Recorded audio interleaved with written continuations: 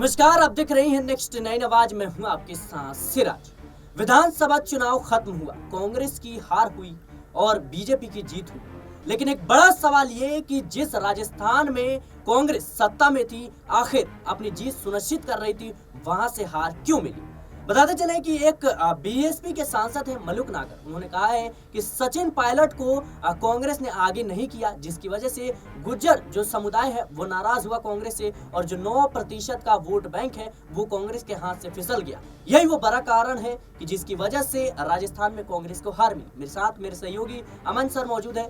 Sir, जिस तरीके से मलुक नागर का यह बयान है कि सचिन पायलट को कांग्रेस ने आगे नहीं किया, इसी वजह से कांग्रेस जो हार गई, किस तरीके से देख रहे हैं? देखिए, बिल्कुल सचिन पायलट राजस्थान की राजनीति में एक बड़ा नाम है, बड़ा कद उनका है और सही बात यह है कि 2018 तक अगर देखा जाए तो एक तरफा सचिन पायलट ने कांग्रेस पार्टी के लिए माहौल बनाया, लेकिन मामला वहां पर खड़ा हुआ जब सीएम जो है अशोक गहलोत को बना दिया गया। उसके बाद लगातार जो है सचिन पायलट हाथ पांव मारते रहे, सीएम बनने की चाहत उनके दिल में लगातार बनी रही, लेकिन उनको सीएम नहीं बनाया गया। 2020 में हमने देखा कि बड़े लेवल पर उन्होंने एक तरीके से अपनी पार्टी के खिलाफ जाकर एक ऐसा माहौल तैयार किया जब ये लगा कि कांग्रेस पार्टी जो है राजस्थान में भी 2 हिस्सों में बंट जाएगी, लेकिन बड़ी मुश्किल से वो माने। उसके बावजूद उनसे अध्यक्ष पद ले लिया गया और जो उनका कद होता था राजनीति में कांग्रेस पार्टी के लिए वो लगातार कमजोर होता हुआ नजर आया। लेकिन हर कोई ये मानकर चल रहा था कि 2023 का जो विधानसभा चुनाव राजस्थान का होगा उसमें सचिन पायलट की बहुत बड़ी भूमिका और अहम भूमिका होने वाली है। लेकिन जिस तरह से उनको एक बार फिर साइडलाइन किया गया, अशोक गहलोत के चेहरे पर पूरा चुनाव लड़ा गया, उसने कहीं ना कहीं कांग्रेस पार्टी को कमजोर किया। और ये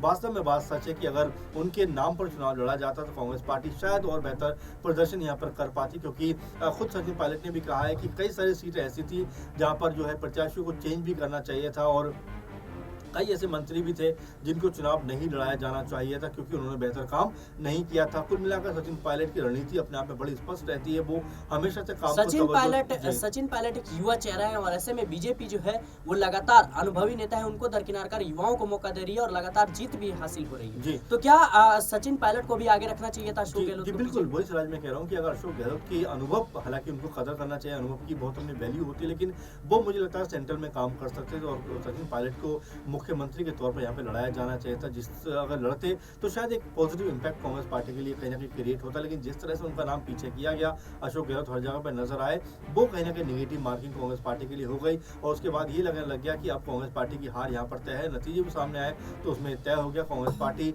जिस जोर शोर के साथ में मैदान में उतरी थी, वो जोश व खरोश होना कुछ दिनों में खत्म हो गया, क्योंकि जिस तरह से सचिन पायलट की अनदेखी हुई उससे बहुत सारे जो मतदाता थे वो निराश हो गए, वोटर्स निराश हो गए। यही वजह रही कि कांग्रेस पार्टी को जो एक बड़े लेवल पर सीटें मिल सकती थी वो लगातार कम होती चली गई। यहाँ पर एक तरीके से कांग्रेस पार्टी का जो कह सकते हैं हार है वो इस वजह से हुई। ऐसे में सचिन पायलट का नाम बिल्कुल मैं भी सोचता हूँ आगे रखा जाना चाहिए था। जी बिल्कुल, सचिन पायलट एक युवा चेहरा है और बड़ा चेहरा भी है राजस्थान की राजनीति में, लेकिन कांग्रेस ने जिस तरीके से उनको दरकिनार किया, कहीं ना कहीं इस बात में सच्चाई तो दिखती है कि गुज्जर समुदाय है उसका वोट बैंक है वो कांग्रेस से छिनता हुआ नजर आए और यही है वो कारण है कि राजस्थान कांग्रेस की झोली से छिन गया। और एक बार फिर से देखना होगा कि आगामी लोकसभा चुनाव को मद्देनजर देखते हुए कांग्रेस सचिन पायलट को कौन सी जिम्मेदारी देती है। फिलहाल के लिए इस खास पेशकश में इतना ही। देश और दुनिया की तमाम खबरों के लिए बने रहे नेक्स्ट 9 आवाज।